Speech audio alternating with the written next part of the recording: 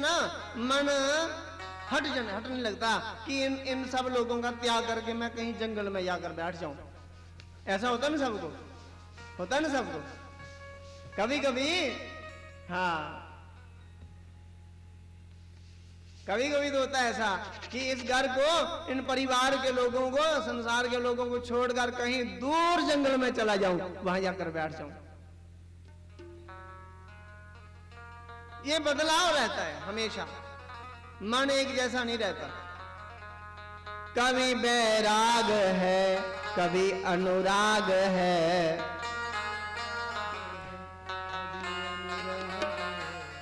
कभी बैराग है, कभी अनुराग है।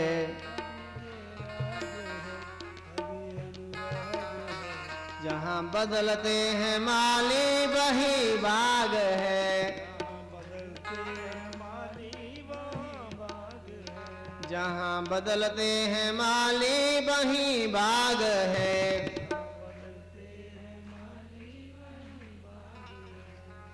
जहां संसार में नियम है, परिवर्तन ही संसार का नियम है। इस संसार में कौन स्थिर रहा? हम सब लोगों को जानना तो है ही ना। हमारे दादाजी चले गए, परदादाजी चले गए, और हमारे रिश्तेदार कितने हमारे सामने, गांव के लोग कितने चले गए। फिर भी हम इन सब लोगों से, इस संसार से कोई सीख नहीं ले रहे हैं।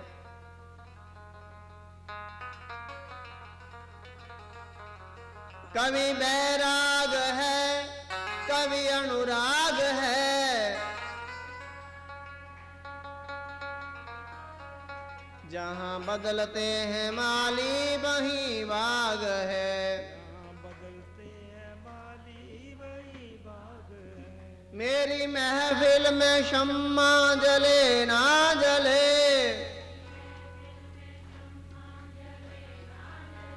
मेरे दिल में उजाला तेरा चाहिए, मेरे दिल में उजाला आसरा इस जहां का मिले ना मिले।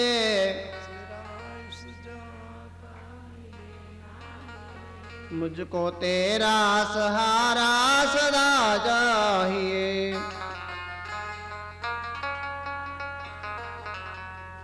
चांद तारे फलक पे दिखे ना दिखे, चांद तारे फलक पे दिखे ना दिखे, मुझको तेरा नजारा सदा चाहिए। मुझको तेरा, मुझको तेरा नजारा सदा चाहिए।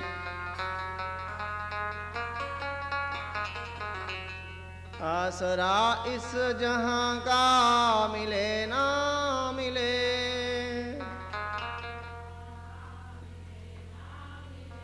मुझको तेरा सहारा सदा चाहिए।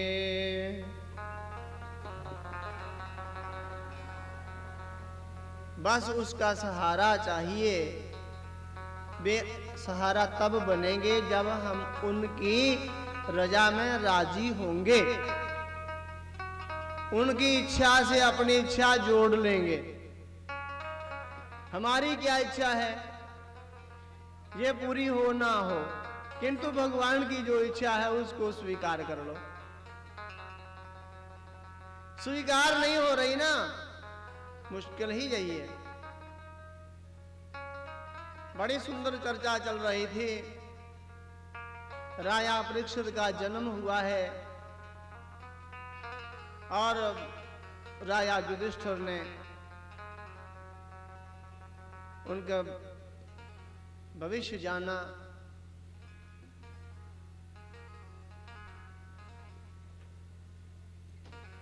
और भविष्य जानकर प्रसन्नता भी हुई, अंत में थोड़ा कष्ट भी हुआ, किंतु समाधान मिला। कि इस परीक्षित ने अपने मृत्यु का समाचार सुनकर एकदम घर परिवार संसार का त्याग करके संतों की शरण ले लेंगे और संतों की शरण में जाकर श्रीमद् भागवत महापुराण की कथा सुनने से इनको मोक्ष की प्राप्ति होगी, इनकी मुक्ति होगी, इसमें कोई संदेह नहीं। इनको भगवत धाम की प्राप्ति होगी, इनका नाम बड़ा विख्यात होगा। कलयुग में इनके नाम के माध्यम से घर घर गांव गांव में जगह जगह इन भागवत की कथा होगी और इनका नाम बड़े आदर से लोग लेंगे। राजा युधिष्ठिर को बड़ी प्रसन्नता हुई है और भगवान श्री कृष्ण जी बुआ कुंती से आज्ञा मांगकर द्वारका जाने लगे, किंतु बुआ ने दुख मांगे। कल आपने कथा सुनी है, फिर से दोहरा रहा हूं। भगवान बुआ का प्रेम देखकर रुक गए और बाद में पांडवों की सहमति से पांडवों को सहमत करके जाने नहीं देते ना, और फिर भगवान द्वारका में गए हैं। पांडवों ने अच्छा शासन किया, राज्य अच्छा किया। विदुर जी के माध्यम से धृतराष्ट्र को वन की यात्रा करनी पड़ी और तप के लिए गए। गांधारी भी साथ में गई। अर्जुन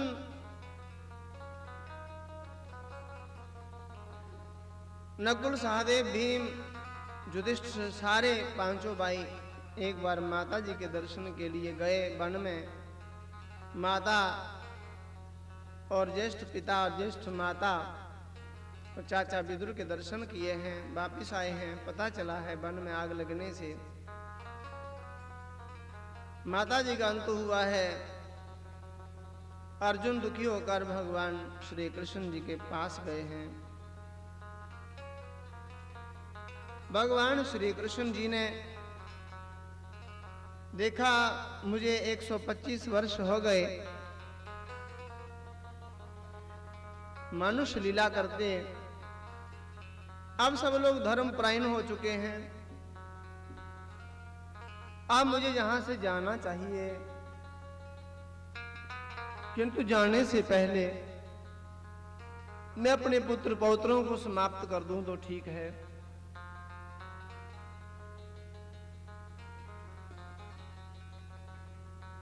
क्योंकि मेरे पुत्र पौत्र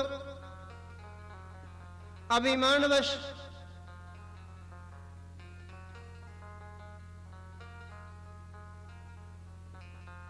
किसी को मानेंगे नहीं। बल का अभिमान है, दंड का भी अभिमान है, शक्ति का और ज्ञान का। अभिमान व्यक्ति का बड़ा शत्रु है।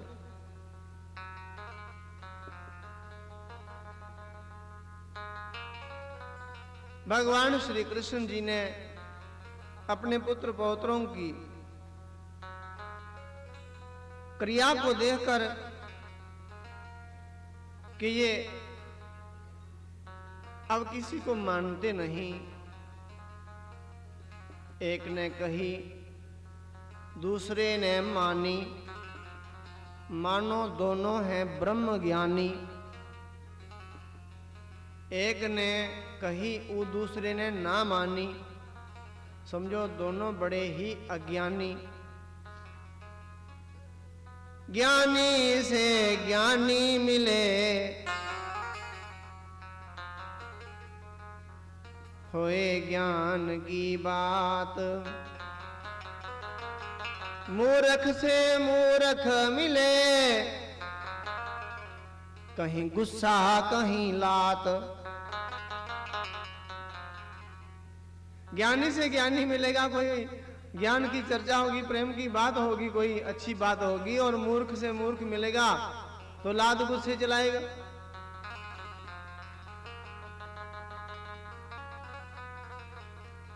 ज्ञानाय दानाय च रक्षणाय।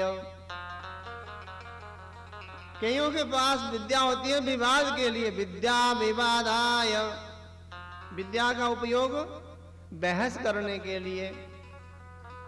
विद्या है किंतु ज्ञान नहीं बांटते, बहस करते हैं। धन है किंतु दान नहीं करते, झगड़े करते हैं, व्यसन करते हैं।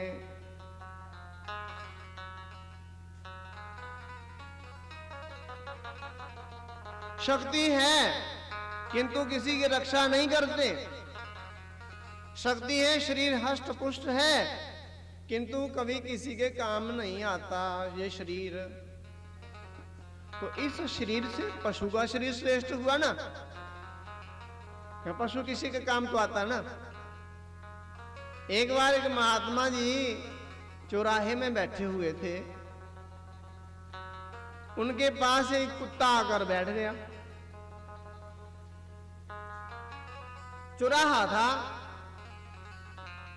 एक रास्ते से एक व्यक्ति आया, उसने महात्मा जी को चौराहे में बैठे देखकर पूछा, महात्मा जी आप जहां पर 2 जने बैठे हो, 2 लोग हैं यहां? महात्मा जी ने कहा हाँ 2 ही हैं। कौन कौन? एक महात्मा जी और दूसरा कुत्ता। महात्मा जी ने पूछा अरे भाई क्या कहना चाहते हो? उसने कहा महाराज मैं ये पूछना चाहता हूं कि आप दोनों में से श्रेष्ठ कौन है? महात्मा जी कहने लगे बेटा हम दोनों में से श्रेष्ठ कौन है इसका निर्णय मैं तो नहीं कर पाता, पर मैं आपको एक दृष्टांत बताता हूं, एक आपको बात कहता हूं, आप स्वयं ही समझ जाओ। यदि इस मनुष्य शरीर को धारण करके मैं भगवान का भजन, परोपकार, तप, यात्रा, दान, भजन, सत्संग इनसे विमुख रहूं तो मेरे से, इस शरीर से ये कुत्ता श्रेष्ठ है। क्योंकि मैं किसी के काम ही नहीं आ रहा, भगवान के काम नहीं आया, किसी माता पिता के काम नहीं आया, गुरुजनों के काम नहीं आया, सेवा नहीं की, सुमरन नहीं किया, सत्संग नहीं किया। सेवा, सुमरण, सत्संग ये कुछ भी नहीं किया मैंने। ना कोई नाम जप किया, ना ध्यान किया, ना भजन किया, ना पाठ किया, ना अध्ययन किया, ना स्वाध्याय किया, ना गुरुजनों की सेवा की, ना तीर्थ यात्रा की, ना कोई यज्ञ किया, ना कोई दान किया। इस शरीर के द्वारा यदि मैं परोपकार से वंचित रहूं तो इस शरीर से, मुझसे ये कुत्ता श्रेष्ठ है, क्योंकि ये परोपकार करता है। एक टुकड़ा खाकर उनके घर की नौकरी करता है, जिनका खाता है उनकी नौकरी करता है, बिना तनख्वाह के, बिना वेतन के। हाँ, यदि मैं मनुष्य जीवन में आकर सत्कार्य में तल्लीन रहूं, भजन करूं, सत्संग करूं, सेवा करूं, स्मरण करूं, तो इस कुत्ते से ये शरीर श्रेष्ठ है। मनुष्य शरीर की श्रेष्ठता, पवित्रता, शुद्धता तब ही है जब वे भगवान के भजन में अग्रसर हो जाए, तलीन हो जाए। सब दर छड़ के में आया दर तेरे,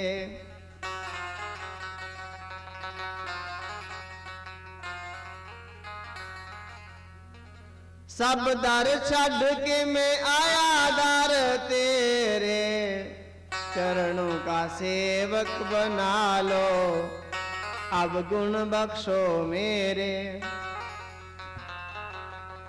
सब कुछ छोड़कर तू शामा मेरे दिल दा बादशाह, तू शामा मेरे दिल दा बादशाह।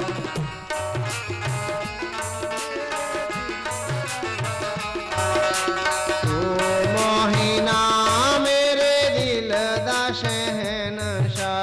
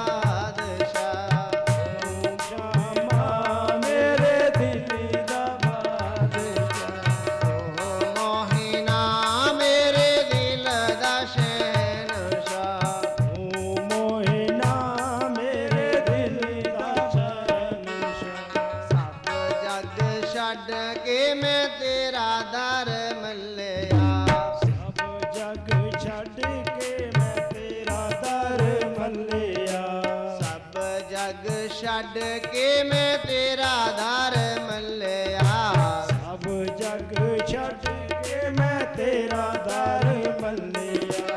तेरे तो बगैर मैनू किसे ने ना चलिया, तेरे तो बगैर मैनू किसे ने ना चलिया। तेरे तो बगैर मैनू किसे ने ना चलिया, तेरे तो बगैर मैनू किसे ने ना चलिया। आजा मेरे शामा मैनू अपना बना, आजा मेरे शामा मैनू अपना बना।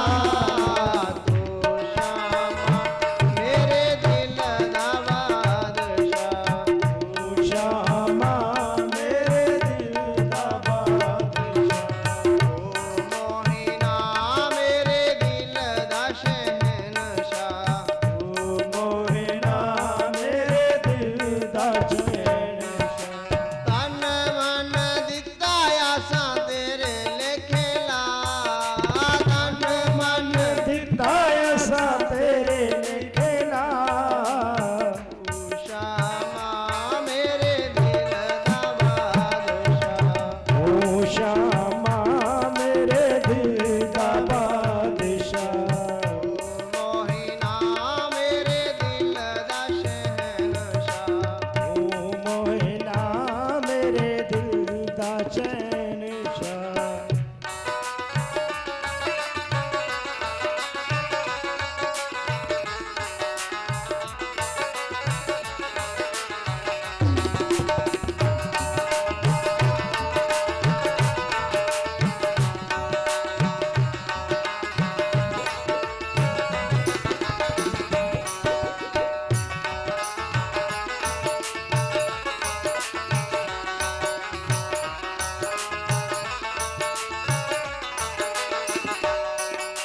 तेरे तो बगैर मेरा कोई भी ना दर्दी, तेरे तो बगैर मेरा कोई भी ना दर्दी। तेरे तो बगैर मेरा कोई भी ना दर्दी। तेरे तो बगैर मेरा कोई भी ना दर्दी। इसनु सुनामा शामा दिल वाले अरजी, इसनु सुनावा क्षमा दिल वाली अर्जी। इसनु सुनामा शामा दिल वाले अरजी। इसनु सुनावा क्षमा दिल वाली अर्जी। आजा मेरे शामा मैनू होर ना रुलाया, आजा मेरे क्षमा मैनू होर ना रुला। तू शामा मेरे दिल दा बादशाह, तू क्षमा मेरे दिल दा बादशाह। मोहिना मेरे दिल दा शहनशाह। तू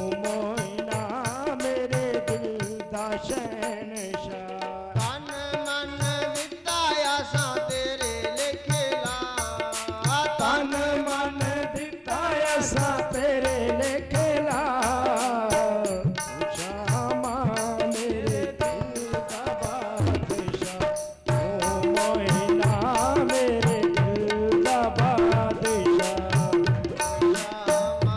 मेरे दिल का तू श्यामा मेरे दिल का शहंशाह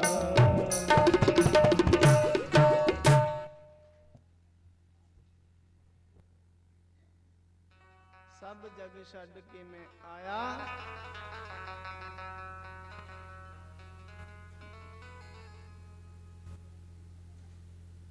दर तेरे सब जग छड़ के मैं तेरा दर मल्लिया भगवान का दर भगवान का द्वार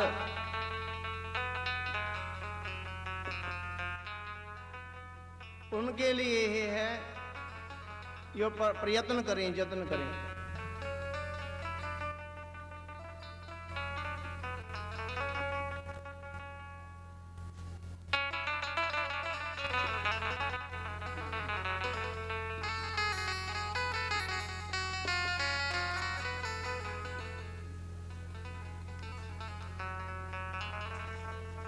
भगवान ने देखा कि इनकी क्रियाएं मेरे पुत्र पौत्रों की क्रियाएं धर्म के प्रतिकूल हैं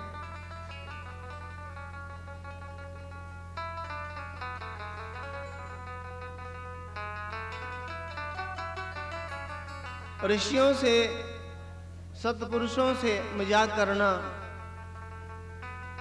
हंसी उड़ानी धन का दुरुपयोग करना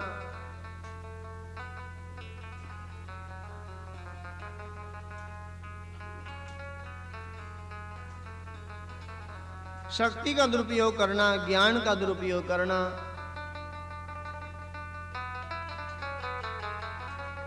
एक दिन ऋषि आए हुए थे ऋषियों से जाकर मजाक करने लगे जदुवंश के कुमार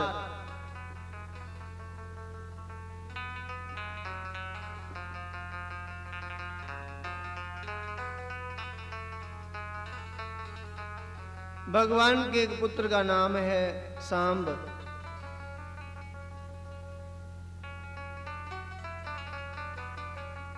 उसको सभी जदुवंशियों ने स्त्री का रूप धारण करवाया साड़ी पहनाकर घूंघट निकालकर आगे करके ले गए और ऋषियों से प्रार्थना की प्रार्थना तो नहीं की मजाक किया हे महर्षियों ये हमारी बहू है आप ध्यान के द्वारा देखिए इसके यहां पुत्र होगा या पुत्री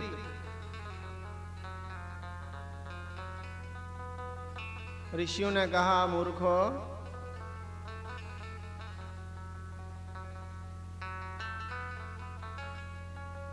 आपकी बहू जो है ये ना पुत्र को पैदा करेगी ना इसके यहां पुत्री होगी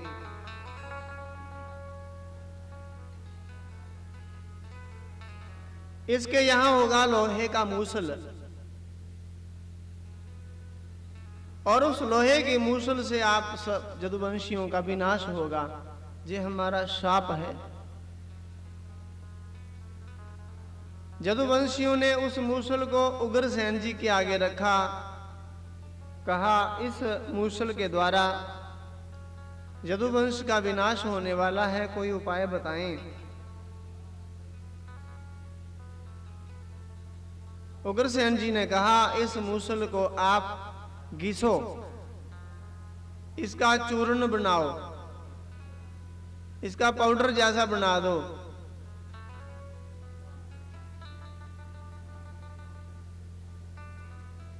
और समुद्र में फेंक दो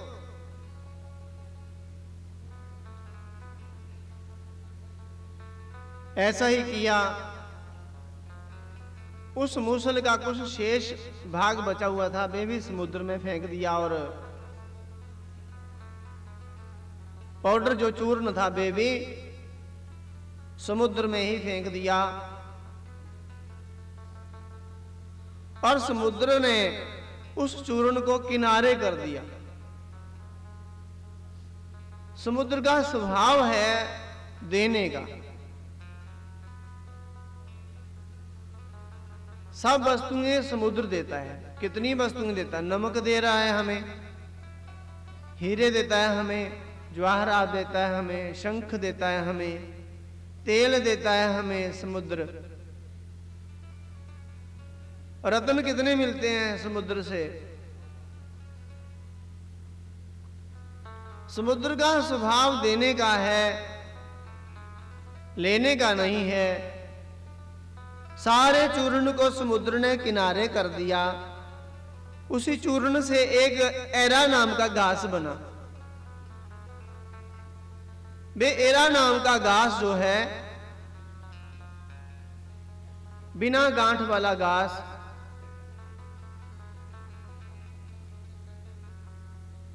यदुवंशियों का आपस में झगड़ा हुआ और लड़ते झगड़ते द्वारिका से बाहर समुद्र के किनारे आ गए। और समुद्र के किनारे जो एरा नाम का घास था उसे उखाड़ उखाड़ कर एक दूसरे पर प्रहार करने लगे। वे एरा नाम का घास जो है तलवार का काम करने लगा।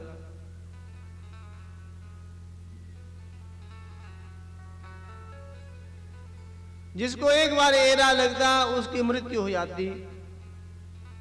यदुवंश के लोग सभी समाप्त हो गए उसी झगड़े के कारण। अंत में भगवान श्री कृष्ण जी ने छोटे से वृक्ष के नीचे जाकर अपने ही घुटने पर अपना ही चरण रख लिया। भगवान के श्री चरणों में भी मणियां हैं। पद्म मणि चमक रही है। जरा नाम के व्याध शिकार खेलने के लिए गए। थोड़े ही दिन पहले उन्होंने एक मछली पकड़ी थी समुद्र से। जब उस मछली को काटने लगे तो मछली के पेट से एक मूसल का कोई जो शेष बचा हुआ था वे मछली के पेट से मिला, क्योंकि मछली ने खा लिया होगा। जैसे समुद्र में फेंका तो मछली ने खा लिया।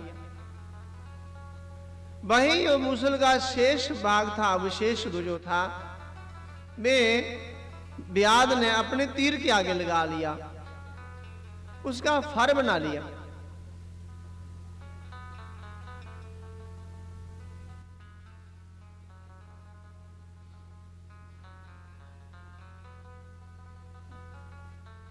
शिकार खेलते खेलते वन में गए और उन्होंने देखा कोई चमक रहा है कुछ।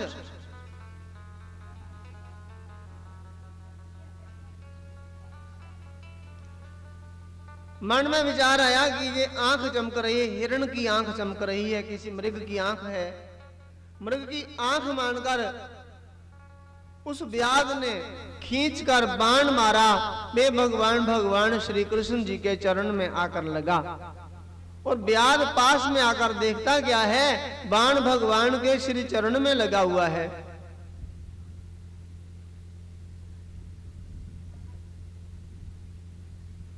और व्याध रोने लगा, हे द्वारकाधीश मुझसे भूल हो गई, गलती से जे मेरे से बाण लग गया, आपको मुझे क्षमा कर दो। भगवान ने कहा, अरे गलती से नहीं, पिछली बार मैंने लगाया था आपको बाण। पिछले जन्म में आप बाली थे और मैं राम था। जब मैंने बाण मारा था उस समय आप बड़े दुखी हुए थे। मैंने कहा था जिंदा कर देता हूं, किंतु आप माने नहीं थे। आज आपने बाण मार लिया मेरे को।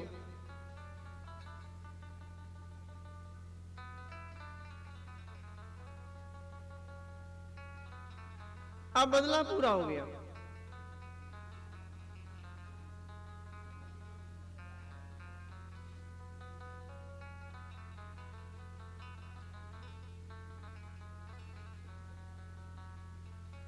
व्याध कहने लगा, हे द्वारकाधीश, अब मैं आपके साथ चलूंगा, मैं अपने घर नहीं जाऊंगा, मुझे भी अब जीना नहीं है, मेरा अब जिंदा रहने की इच्छा नहीं है।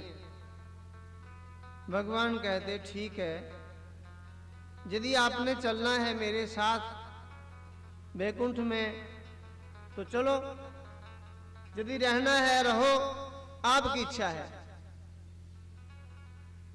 आपकी इच्छा पर निर्भर है। व्याध कहने लगा, मैं नहीं जाऊंगा घर।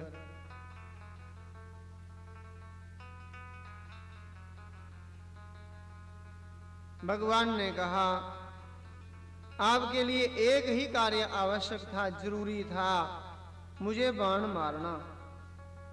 इसी बाण मारने के, इस बाण को मारने के लिए ही आपका जन्म हुआ था। बाकी संसार के जो कार्य आपने किए हैं या नहीं किए हैं, ये जरूरी नहीं है, आवश्यक नहीं है, मेरा कार्य करना ही आवश्यक है। हम सब लोग भगवान का कार्य करने के लिए आए हैं। विशेषकर मनुष्य जीवन में हम भगवान का ही स्मरण करने के लिए, भगवान की ही सेवा करने के लिए आए हैं। बाकी ये संसार के काम करना ये आवश्यक नहीं है, इतना जरूरी नहीं है।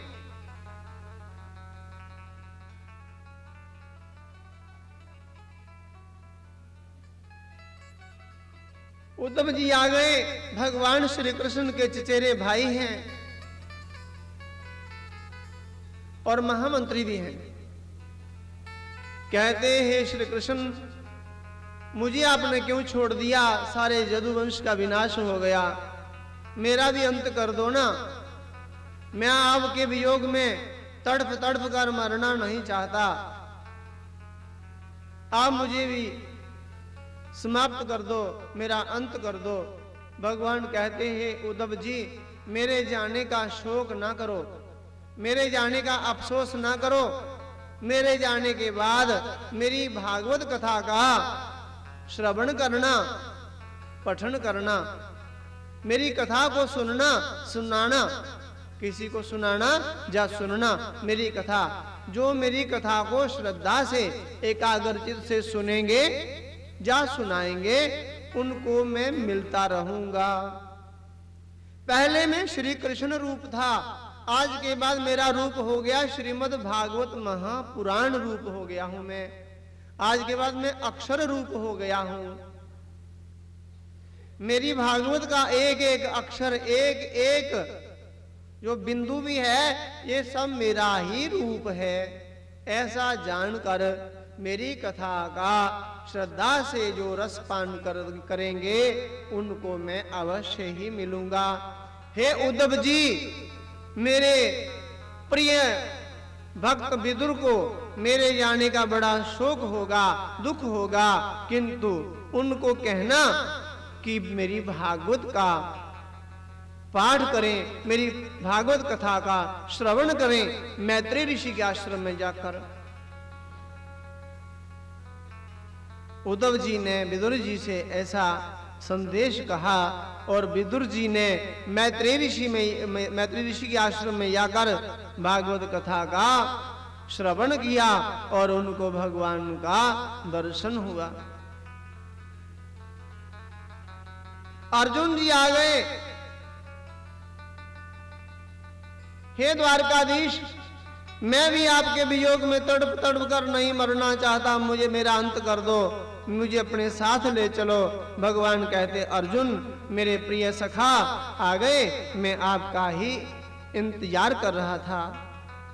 हे अर्जुन, आपने मेरे जाने के बाद शोक नहीं करना है, बल्कि मेरे सारे वंश का, यदुवंशियों का संस्कार करना है और रानियों को मथुरा में पहुंचाना है, क्योंकि मेरे जाने के बाद 7वें दिन ये द्वारकापुरी समुद्र में डूब जाएगी। अर्जुन ने ऐसा ही किया, भगवान की रानियों को मथुरा पहुंचाया और थोड़ी संपत्ति भी मैं मथुरा पहुंचा दूं, ऐसा मन में भाव हुआ। किंतु रास्ते में ही अहीर लोगों ने अर्जुन को लूट लिया। अर्जुन निर्बल हो गए थे, शक्तिहीन हो गए थे। अर्जुन को विश्वास हो गया कि जब तक कृष्ण भगवान इस धरा पर रहे तब तक ही मैं शक्ति संपन्न रहा, शक्तिशाली रहा। भगवान के जाने से मेरी शक्ति भी चली गई है। ये भगवान की ही दी हुई शक्ति थी, मैं इस शक्ति पर अभिमान करता था। अब अर्जुन अपने घर आए हैं। युधिष्ठिर रोज दिन रात कुसपन देखते हैं, ऐसे दृश्य देखते हैं। उन दृश्यों को देखकर भयभीत होते हैं, बादल लाल होते हैं, बादल लाल दिखाई दे रहे हैं और पशु पक्षी उल्टी ही बोली में बोल रहे हैं। देवताओं के मंदिरों में मूर्तियां रो रही हैं और अनहोनी दुर्घटनाएं हो रही हैं।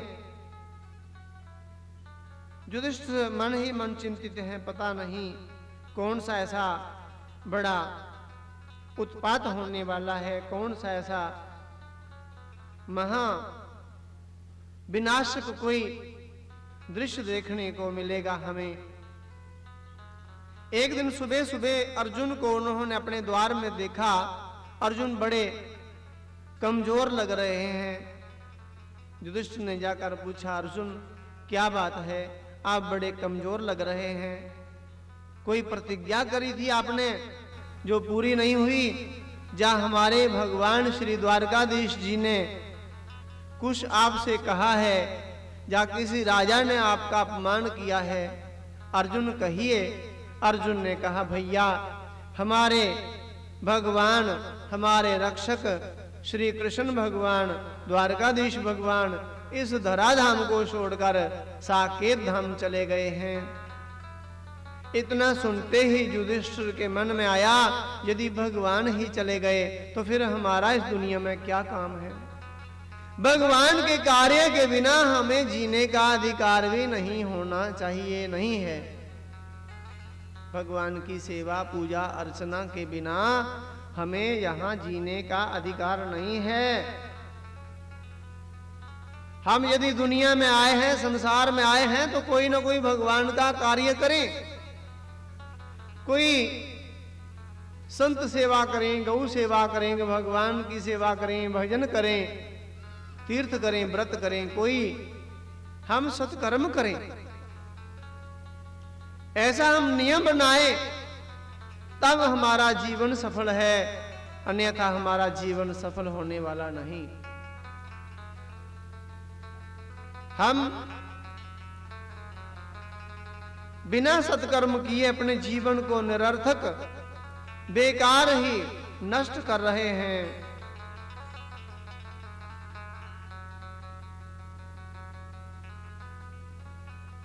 कितना जीवन बीत गया, आलस आलस में बीत गया, भगवान का नाम नहीं जपा, सेवा नहीं की इस शरीर के द्वारा। बैल हमसे अच्छे हैं, घोड़े अच्छे हैं, दुनिया की सेवा में लगे हुए हैं। क्यों सेवा कर रहे हैं? इसीलिए कि कभी भगवान हमें मनुष्य जन्म दे देना। अब घोड़े को तांगा खींचने में लगाया है, अब घोड़ा खींच रहा है, बोझा ढो रहा है, गाड़ी को खींच रहा है, घोड़ा अपनी गाड़ी को खींच रहा है, और जो मालिक है उसने पता नहीं कितना बोझ उसके ऊपर लाद दिया है। मन ही मन पता नहीं कितना परेशान, कितनी पीड़ा, जब कितना उसको प्यास लगी है, कितना दुख है, और तड़फ रहा है। घोड़ा भी पुकार करता है, भगवान मैंने मनुष्य जन्म में आकर बड़ी भूल की, तभी तो मुझे आज घोड़ा बनना पड़ गया। हे भगवान, एक बार फिर मुझे सौभाग्य दे दो, मुझे फिर मनुष्य जीवन दे दो, मैं सारा जीवन आपका भजन करूंगा, आपकी सेवा करूंगा। बैल बनकर, गधा बनकर, ऊंट बनकर हमें कितनी मेहनत करनी पड़ी। क्यों? क्योंकि एक बार हमें मनुष्य जन्म मिले और हर जन्म में हम यही पुकारते रहे भगवान को कि प्रभु एक बार मनुष्य जन्म दे देना। किंतु जब इतनी जोनियों को भोग भोग कर, वृक्ष जोनियों को, जल वाली जीव जोनियों को, थल वाली, नभ वाली सब जोनियों को भोग भोग कर जब मनुष्य बनता है तो मनुष्य जन्म में आकर भूल जाता है कि मुझे क्या करना है। कोई कोई मनुष्य जन्म में आकर इतने श्रेष्ठ कर्म करता है कि अब भगवान को भी अपने अधीन कर लेता है, और कोई कोई मनुष्य जीवन में आकर इतने नीच निकृष्ट कर्म करता है कि फिर से वे 84 के चक्कर में पड़ जाता है, बार बार जन्म मरण लेना, जन्म मरण के चक्कर में, और गड़े गधे घोड़े ऊंट बनकर हमें संसार की मेहनत करनी पड़ती है, सेवा करनी पड़ती है। बिन विचारे जो करे सो पाछे पछताए, मरने के बाद गधा बने लाद लाद मर जाए। मनुष्य जीवन में आकर विचार ही नहीं किया, आए थे हरि भजन को, किंतु भजन किया ही नहीं, क्या गति होगी।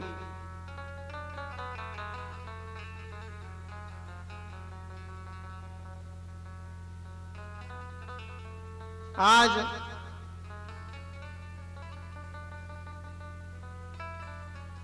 राजा युधिष्ठिर ने कहा भगवान ही चले गए तो हमारा क्या काम।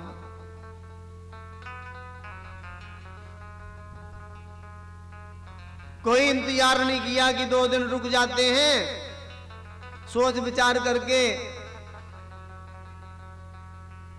सब लोग जैसी सलाह देंगे वैसा करेंगे। कोई सलाह नहीं की, परीक्षित को बुलाया, उस देश का राजा नियुक्त किया, राज तिलक किया। परीक्षित को कहा बेटा धर्म पूर्वक प्रजा का पालन करना, नियम बताए और तुरंत पांडव लोग स्वर्ग चले गए, आलस नहीं किया। कैसे बैठो रे आलस में, तो से राम कहा ना जायो।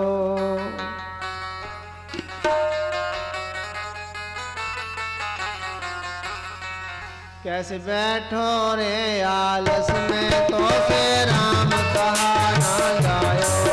कैसे बैठो रे आलस में, तो से राम कहा ना जायो। राम कहा ना जायो, तो से कृष्ण कहा ना जायो। राम कहा ना जाए, कृष्ण कहा ना जाए। कैसे बैठो रे आलस में, तो से राम कहा ना जायो।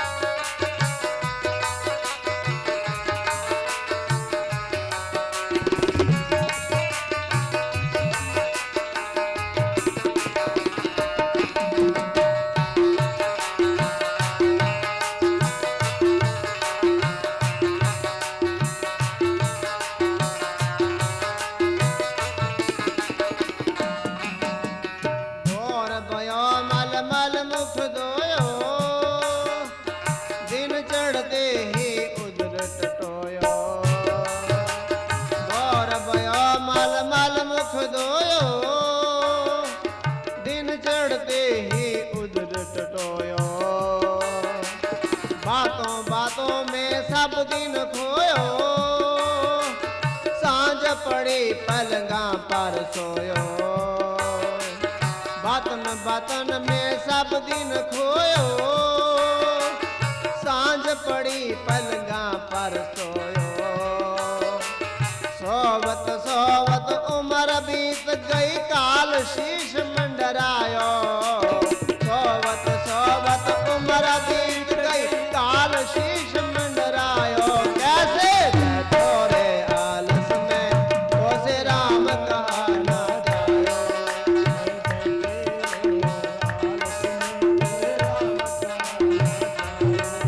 ओ राम कहा ना जायो, तो से कृष्ण कहा ना जायो। राम कहना जायो, कृष्ण कहना जायो।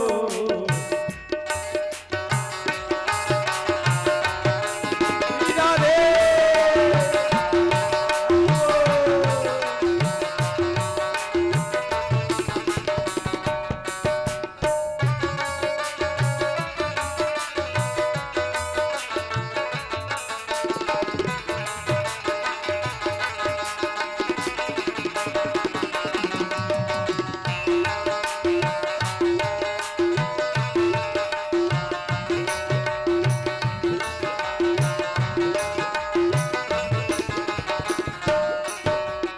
लख 84 में भरमायो, बड़े भाग धन अर्थ पायो।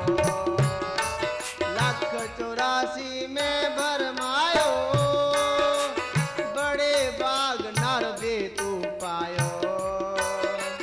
लख 84 में भरमायो, बड़े भाग नर दे तू पायो। अब की चूक न जाना भाई, लूट न पावे नाही कमाई। अब की चूक न जाना भाई, लूट न पावे नाही कमाई। राधे श्याम समय फिर ऐसो बार बार नहीं आयो। राधे श्याम समय फिर ऐसो बार बार नहीं आयो। कैसे बैठो रे आलस में, तो से राम कहा ना जायो। कैसे बैठो रे आलस में, तो से राम कहना जायो। राम कहा ना जायो, तो से कृष्ण कहा ना जायो। राम कहना जायो, कृष्ण कहना जायो। कैसे बैठो रे आलस में, तो से राम कहा ना जायो। ऐसे राम कहना जायो। कैसे बैठो रे आलस में, तो से राम कहा ना जायो। ऐसे बैठे रे कोई आलस में, कोई राम कहना जायो। कैसे आलस में बैठे हो? बोर बोयो मल मल मुख धोयो, दिन चढ़ते ही उधर टटोयो। और बातन बातन में सब दिन खोयो, और सांझ पड़ी पलंगा पर सोयो। बस ऐसे ही हमने जीवन बिताना है क्या? सुबह उठते ही मुंह धो लिया और सारा दिन उधर उधर टटोलते रहे, उधर उधर भागते रहे संसार में, संसारी काम के लिए। और फिर बातों बातों में सारा दिन बिताया और सांझ पड़ी तो सो गए। इसलिए ही आए हैं क्या? भजन करना पड़े तो आलस।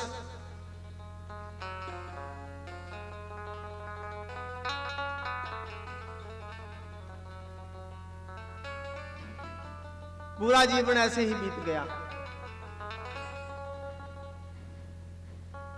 आलस में ही। भगवान का भजन नहीं हो पाया। हम भगवान का भजन करें आलस त्याग करके। आज परीक्षित को कोई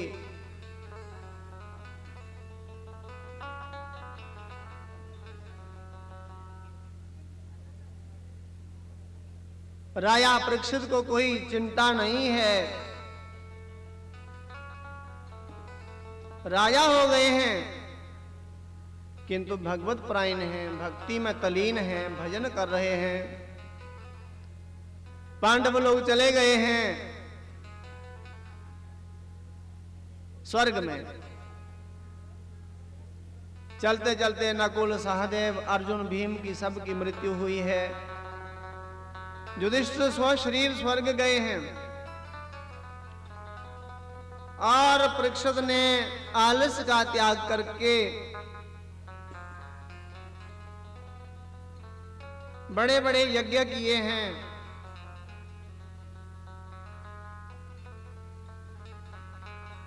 अश्वमेव यज्ञ किए हैं, वाजपेयी यज्ञ किए हैं।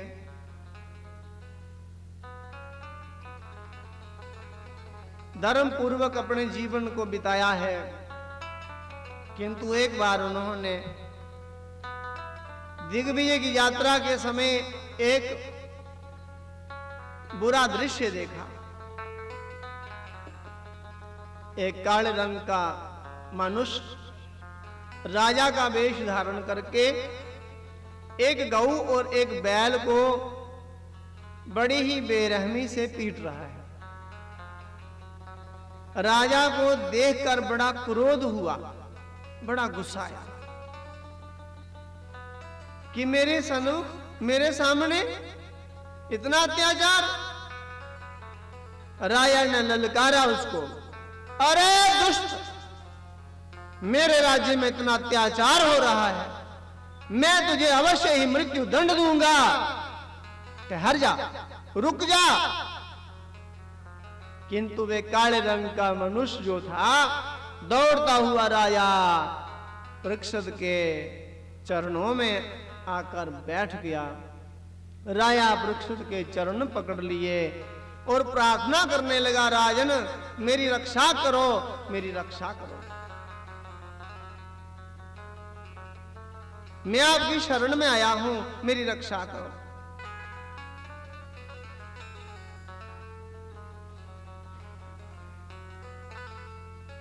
राजा ने कहा, अरे मैंने तो तुम्हें मृत्यु दंड देना था, आपने मेरे चरण पकड़ लिए। शास्त्र कहता है जो शरण में आए उसकी रक्षा करनी पड़ती है, उसकी रक्षा करनी चाहिए। शरण में आए हुए की रक्षा करो तो भगवान भी दया करेंगे, कृपा करेंगे। शरण में आए हुए शरणार्थी को आप त्यागना नहीं, उसका तिरस्कार नहीं करना, उसका त्याग नहीं करना। राजा ने कहा, अरे अरे अब तो तूने मेरे चरण पकड़ लिए, शरणागत की रक्षा करना धर्म होता है, किंतु आपने जो दुष्टता की है उसका दंड मैं आपको अवश्य दूंगा। आप मेरे राज्य से बाहर चले जाओ कहीं, अपने राज्य में आपको रहने नहीं दूंगा। ऐसे दुष्ट को, जो गऊ और बैल को पीटने वाला है, ऐसे दुष्ट को मैं नहीं रहने दूंगा। राजा भगवान के भक्त थे ना। जो भगवान का भक्त होता है वे गौ माता का भी परम भक्त होता है। चाहे भक्त क्या कोई शिव का हो, चाहे राम जी का हो, चाहे कृष्ण जी का हो।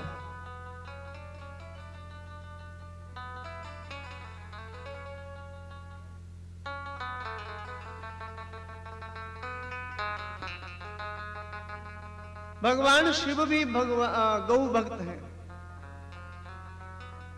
शिव भगवान भी गौ की भक्ति करते हैं। एक बात कह दो, श्री राम जय राम, श्री राम जय राम, श्री राम जय राम। हमें यदि भगवान को प्रसन्न करना है ना, तो भगवान की तरफ देखो, आप भगवान का ध्यान करो। भगवान को कौन प्रिय है? कृष्ण जी को कौन प्रिय है? गौ माता। राम जी को गौ माता, परशुराम जी को गौ माता, शिव जी को गौ माता, इंद्र को, बाबा कालीवीर जी को, गोगा पीर, जाहर पीर को, सब गौ भक्त हुए हैं।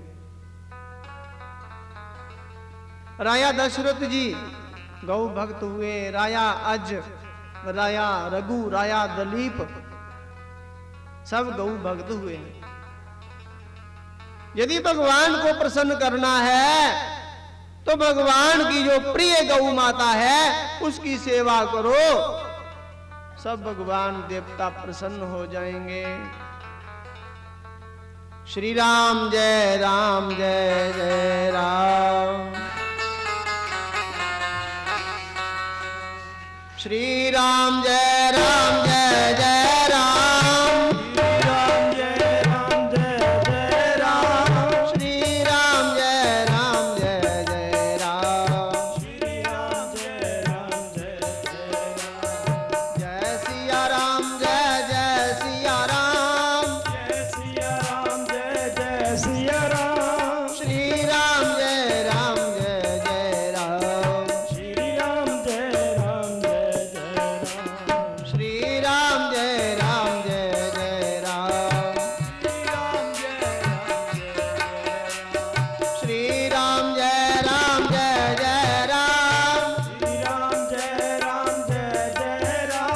श्री राम जय राम, जय जय राम।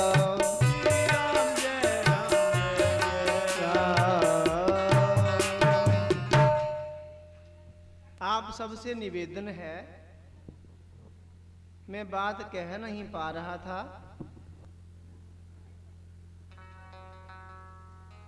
एक बार बोलिए सभी जय श्री राम। एक बार फिर बोलो जोर से जय, फिर बोलो जय श्री राम। चलो एक बारी और बोली उड़ो, बड़ा उद्यम किया तुसें, बड़ी हिम्मत है थोड़ी। चलो एक बारी और बोली उड़ो ईमानदारी करने, जय श्री राम। जय श्री राम का अर्थ की चुप होई आओ। देखो मैं एक बात कह दूं, जब सत्संग शुरू हो जाए, जब कोई कथा शुरू हो जाए, तो प्रयास करो हमारी वजह से कोई बिगड़ ना आए। 100 लोग, 200, 500, 1000 लोग कथा सुन रहे हैं, हमारी वजह से हजारों का ध्यान जो है हट जाए, ऐसी कोई क्रिया ना करो। ये सत्संग सब लोगों के कल्याण के लिए है, सब लोगों के सुख के लिए है, सभी लोगों को शांति कैसे मिले उसके लिए है, सब लोगों को आनंद कैसे मिले उसके लिए ये सत्संग है। आनंद किसको मिलेगा? आनंद उसको मिलेगा, शांति उसके जीवन में होगी जो सत्संग में आकर कोई भी विघ्न ना करे।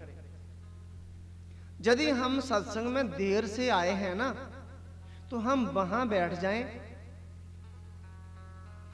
जहां पर हमारे आने का किसी को पता ना चले, चुपचाप बैठ जाएं। एक तो आए देर से और दूसरे फिर आगे आ गए, और किसी ने कैसी शक्ल बना रखी है, किसी की कैसी शक्ल बनी हुई है, सूरत। जब हम अपनी सूरत दिखाएंगे तो सभी का ध्यान हमारी सूरत पे आ जाएगा और कथा से उनका मन हट जाएगा, और उस कथा से उनका कल्याण होने वाला था, हमने उनका कल्याण होने में बाधा उत्पन्न की है, इसलिए हम दोष के अधिकारी हैं, हमें दोष लगेगा। जो बच्चे स्कूल आते हैं ना, स्कूल का समय है सुबह 8 बजे,